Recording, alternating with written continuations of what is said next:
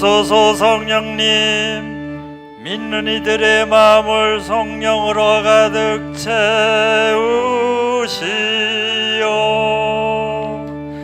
그들 안에 사랑의 불이 타오르게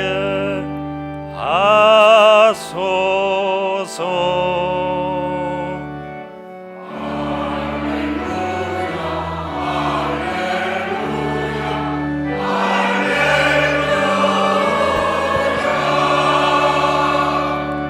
주님께서 여러분과 함께 또한 사제의 영과 함께 요한이 전한 거룩한 복음입니다. 주님 영광 받으소서. 그날 곧 주간 첫날 저녁이 되자 제자들은 유다인들이 두려워 문을 모두 잠가 놓고 있었다. 그런데 예수님께서 오시어 가운데 서시며 평화가 너희와 함께 하고 그들에게 말씀하셨다. 이렇게 말씀하시고 나서 당신의 두 손과 옆구리를 그들에게 보여주셨다. 제자들은 주님을 뵙고 기뻐하였다. 예수님께서 다시 그들에게 이르셨다. 평화가 너희와 함께. 아버지께서 나를 보내신 것처럼 나도 너희를 보낸다. 이렇게 이르시고 나서 그들에게 숨을 불어넣으며 말씀하셨다. 성령을 받아라. 너희가 누구의 죄든지 용서해 주면 그가 용서를 받을 것이고 그대로 두면 그대로 남아 있을 것이다. 주님의 말씀입니다. 그리스도님 참여합니다. 평화를 빕니다. 성령 강림 대축일을 영어로 하면 뭔지 아시나요? The Descent of the Holy Spirit 아니더라고요. 펜테코스트 이렇게 얘기합니다. 그리스 말입니다. 원래 이게 영어가 아니라 펜테란 말이 오란 뜻이거든요. 미국 국방성을 뭐라고 부르죠?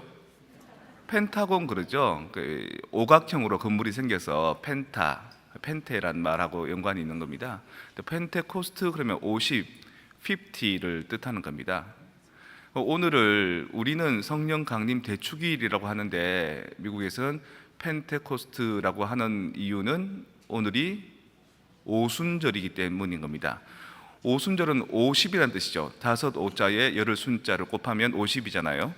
근데 무엇으로부터 50일까요? 그렇죠. 예수님의 부활부터 50일입니다. 근데 그게 지금은 우리가 다 그렇게 알고 있죠. 근데 원래는 아닙니다. 원래는 무엇으로부터 50일이 오순절이냐면 모세가 이스라엘 백성들을 이집트 땅에서 데리고 나오죠. 해방시키죠. 그래서 마지막 날 파스카 하지 않습니까? 피를 발라서 문지방과 문설주에 탈출하고 난 뒤에 50일째 되는 날에 모세가 시나이 산에 올라갑니다. 거기에서 하느님의 율법 십계명을 받지요. 그러니까 구원과 탈출과 또 하느님과의 계약이 바로 펜테코스트인 겁니다. 그래서 예수님 탄생 이전에도 훨씬 더 유다인들은 이 오순절 행사를 계속 해왔던 겁니다. 그 증거가 오늘 제1독서에 나오는데요. 오늘 제1독서 사도행전 2장 1절부터 4절까지 한번 제가 끊어서 볼게요. 독서에 나왔던 오순절이 되었을 때 사도들은 모두 한자리에 모여 있었다. 그러니까 오순절이 먼저 있었던 거예요. 성령이 오셔서 오순절이 된 게 아니라. 그런데 갑자기 하늘에서 거센 바람이 부는 듯한 소리가 나더니 그들이 앉아있는 온 집안을 가득 채웠다. 그리고 불꽃 모양의 혀들이 나타나 갈라지면서 각 사람 위에 내려 앉았다. 그러자 그들은 모두 성령으로 가득 차 성령께서 표현의 능력을 주시는 대로 다른 언어들로 말하기 시작하였다. 이게 성령 강림 대축일입니다. 원래는 오순절이 먼저 있었고 그날 하필 성령께서 내려오신 거죠.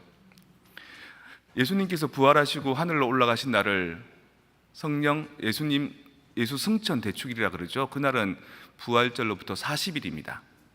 그런데 예수님이 안 계신 올라가 버리신 그때부터 이 오순절까지 열흘이라는 공백 기간이 있죠. 왜 성령은 열흘 뒤에 오셨을까요? 하늘에서 땅까지 오시는데 걸리는 시간? 구약에 오순절이라는 것을 하느님께서 이스라엘 백성들과 맺으셨던 계약과 구원의 가치가 담겨 있는 그날에 이 일을 하신 이유가 있을 겁니다. 아마 정말 그때 성령이 딱 기다렸다가 오셨을 수도 있고요. 아니면 이스라엘 백성들이 교회 공동체를 이루어서 계속 성경을 만들고 교리를 만들고 할 때 이 50이라는 가치를 예수 그리스도의 부활과 성령 강림이라는 50에 맞춘 것일 수도 있죠, 그죠? 그러니까 약간의 그 형성이 그렇게 될 수 있는 겁니다. 신학적인 형성이. 그리고 또 장사꾼들 마인드로 하면, 비즈니스 마인드로 하면 사람이 없을 때보다 오순절 행사 때 사람들이 많이 모여왔을 때 성령이 나타나셔서 제자들이 막 성령의 감동을 받아서 전파하면 훨씬 더 홍보 효과가 크겠죠. 뭐 여러 가지로 생각할 수 있습니다. 그런데 우리는 단순하게 그냥 예수님 부활 후에 50일 만에 성령이 오신 것이 성령 강림 대축일이고 오순절이다, 그냥 이렇게 이해해도 뭐 큰 문제는 없습니다. 하지만 그 뒤에 비하인드로 구약의 50일이 있다라는 것만 알고 계시면 됩니다.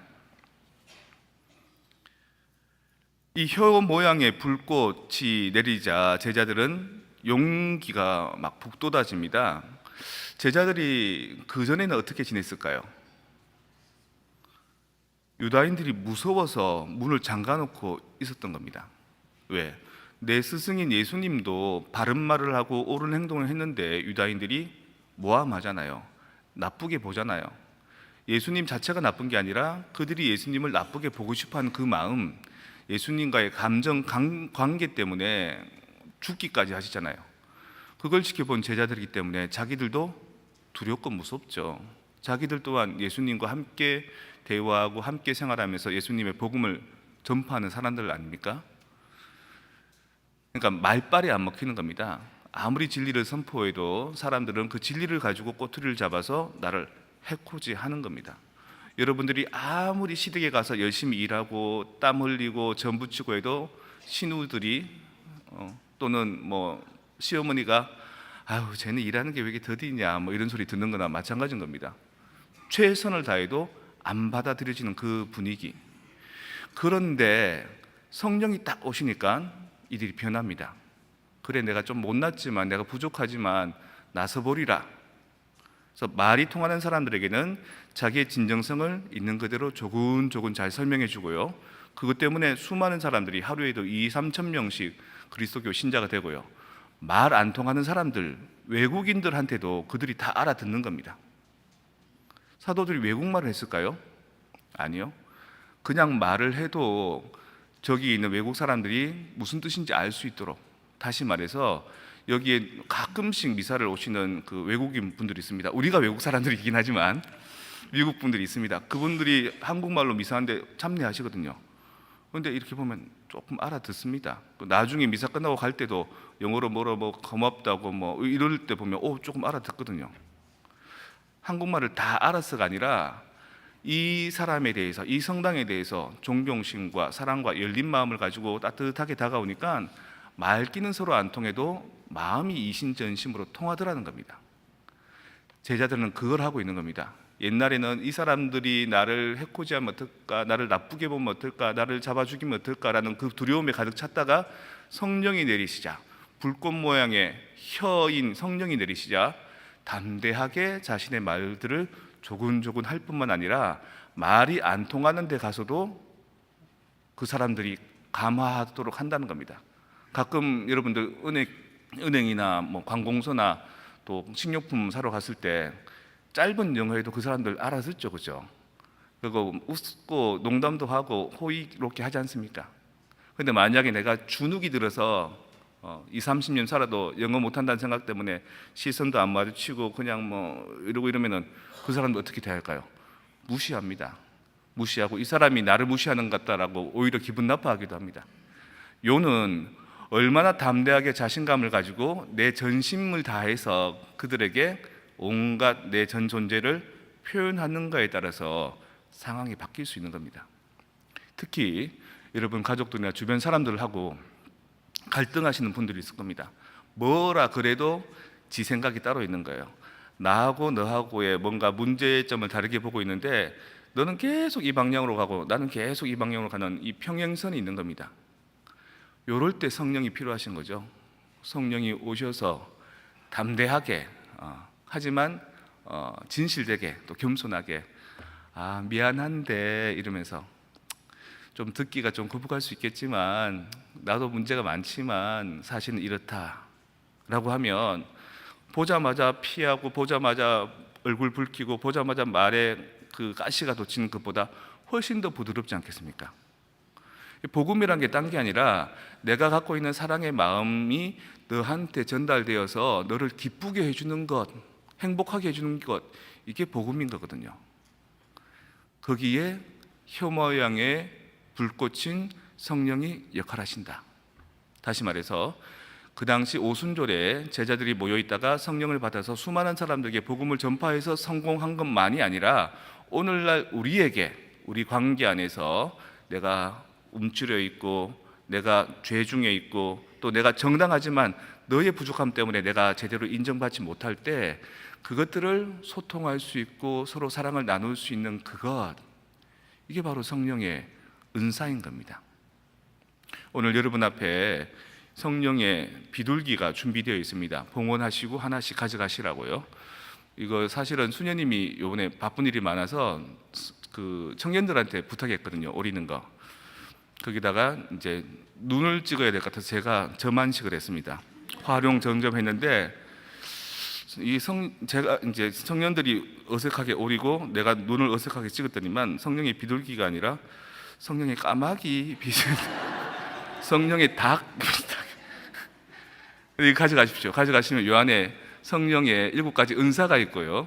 또 성령의 열매가 있습니다. 그걸 딱 가지시고 나에게 부족한 게 뭔가, 용기가 부족했구나, 지혜가 부족했구나, 진실이 부족했구나. 올 한 해는 화두로 이 성령의 비둘기 가지고 내가 전심전력을 다해서 조금 낮춘 자세로 겸손하게 상대에게 얘기를 하게 되면 그들이 나의 적대자이다 하더라도, 그들이 내 말귀를 못 알아듣는 외국 사람이라 하더라도 나를 받아들여주고 나 또한 너를 받아들여주는 소통이 되는구나. 그리고 우리가 믿고 신앙하는 이 신앙이 진리라면, 참 좋은 것이라면 소통만 잘 되면 널리 퍼져나가겠구나. 내가 살아가는 삶의 태도가 진실이라면, 내가 사랑이 가득한 사람이라면 나의 이 진정성이 우리 자식들하고도 부모하고도 이웃들하고도 잘 소통이 되는구나. 그렇게 되면 무엇이 된다? 교회가 되는 겁니다. 하느님께서 거하시는 하느님 백성이 모여있는 교회. 오늘 성령 강림 대축기를 통해서 여러분들 가정을 작은 교회로 만드십시오. 그리고 이 교회 안에서 모든 사람들과 상하 좌우 막힘없이 걸림없이 진정성을 서로 소통할 수 있는 교회의 삶을 살아보십시오. 물론 그 과정을 가는데 조금 시간이 걸릴 수 있습니다. 시행착오가 있을 수 있습니다. 하지만 희망을 버리지 말고 하느님을 믿으면서 내 안에 있는 예수 그리스도의 가치를 다른 사람들에게 전달하는, 상대를 그리스도로 대하는 그 삶을 살아가시면요, 오늘부터 시작해서 여러분들의 삶은 바뀔 수밖에 없습니다. 기적처럼 성령의 은사로 이제 모두 다 함께 일어나셔서 우리의 신앙을 고백하면서 성령께서 우리 안에 내려오셔서 우리 교회 공동체와 가정 공동체와 내가 관계하는 모든 삶 안에서 모든 일이 잘 될 수 있는 은사가 이루어지기를 함께 기도합시다. 전능하신 천주 성부, 천지의 창조주를 저는 믿나이다. 그